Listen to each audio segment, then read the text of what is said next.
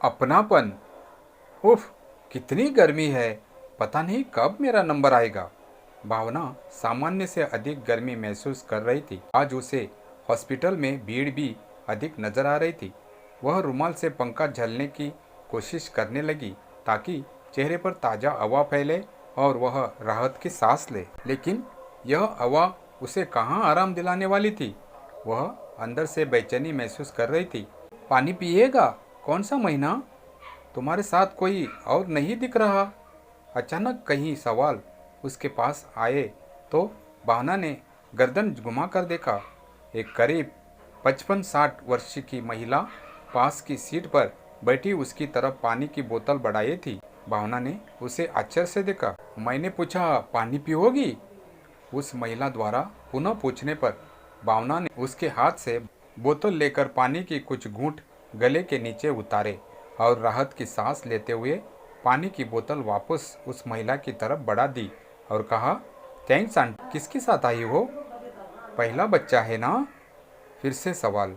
भावना मन ही मन झंझला उठी लेकिन जाहिर नहीं होने दिया। बस एक छोटा सा जवाब दिया, हाँ।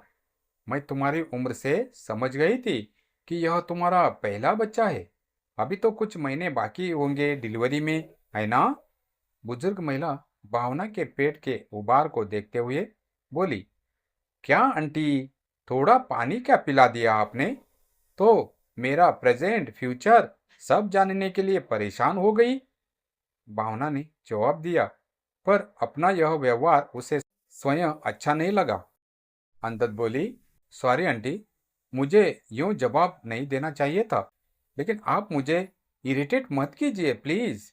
कोई बात नहीं बेटा, मैं तो हूं ही बड़बोली, सबसे बात करने लगती हूँ बिना किसी जान पहचान के।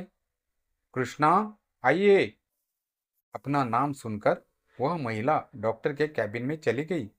अपना चेकअप कराने के बाद कृष्णा कैबिन से बाहर आई। कृष्णा जब डॉक्टर के कैबिन से बाहर आई तो भावना अनमनी सी बैठी थी। उसके चेहरे पर अब भी बेचैनी और थकावट साफ झलक रही थी, पर आंखों में हल्की सी झिझक भी थी, शायद अपने व्यवहार के लिए।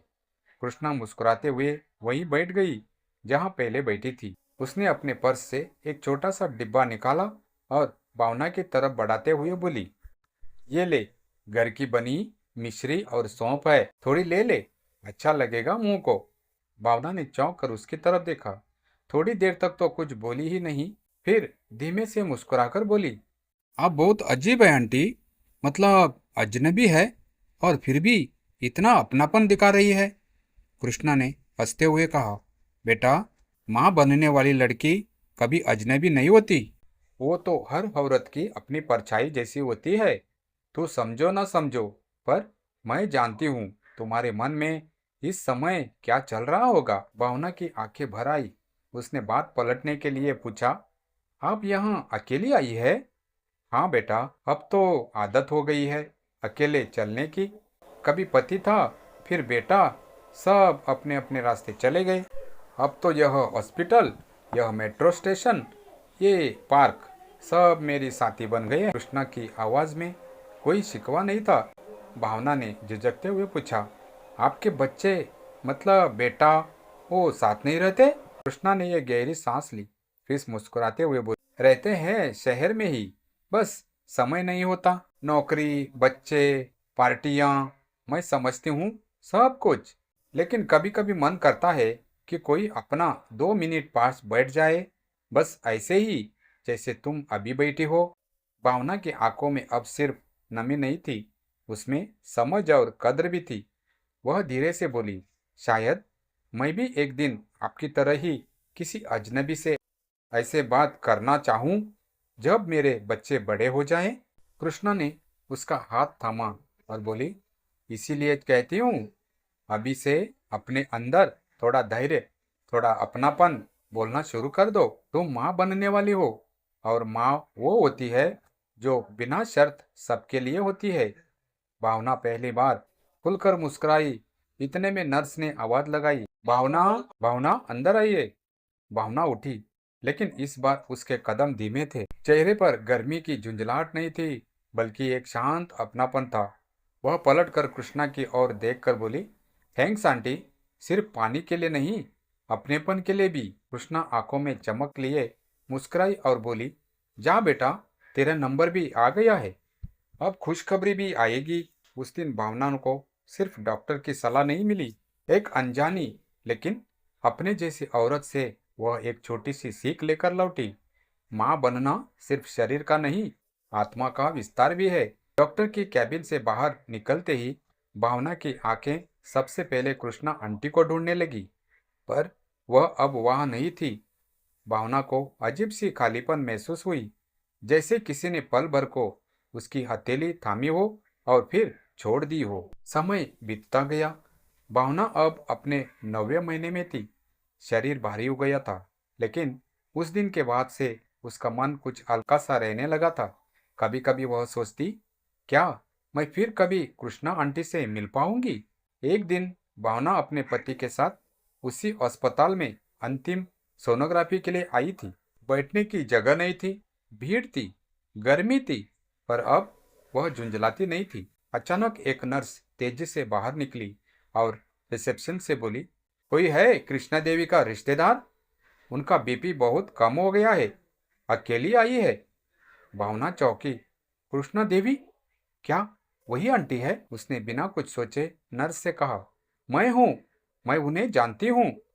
नर्स ने उसे अंदर बुला लिया। कृष्णा आंटी बेड पर लेटी थी, आंखें बंद, चेहरा पीला और थका हुआ। भावना उनकी तरफ झुकी और धीरे से उनका हाथ थाम लिया।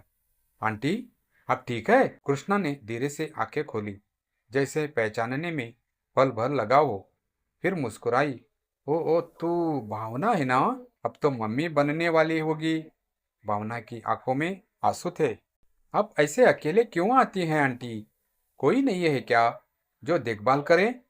कृष्णा ने सिर हिलाया। बेटा है, बेटा है, पर वो समझता है मैं अब संभल गई हूँ।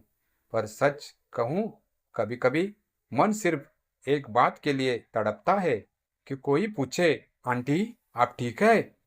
भावना ने उनका हाथ कस कर थामा और बोली, अब से आप अकेले नहीं है, जब तक मैं यहाँ हूँ अब मेरी जिम्मेदारी है। कुछ ही हफ्तों में भावना ने एक प्यारी सी बेटी को जन्म दिया। माँ बनने के सुख ने उसे एकदम बदल दिया था।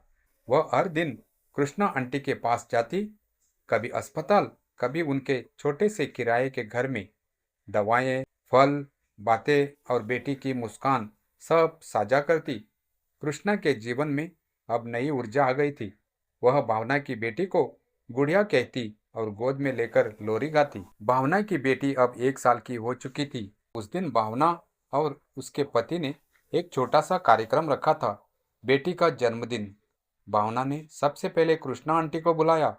उन्होंने नया कुर्ता पहना था, बाल हल्के रंगे थे और आंखों में चमक थी। उन्होंने जब केक काटने के बाद भावना को गले लगाया तो कान में धीमे से बोली, मुझे फिर से माँ बना दिया तूने बेटा। तेरा शुक्रिया नहीं, आशीर्वाद चाहिए मुझे। भावना मुस्कुराई और बोली, आपने ही सिखाया था, माँ बनना आत्मा का विस्तार है। आपने मुझे मेरी आत्मा से जोड़ दिया आंटी।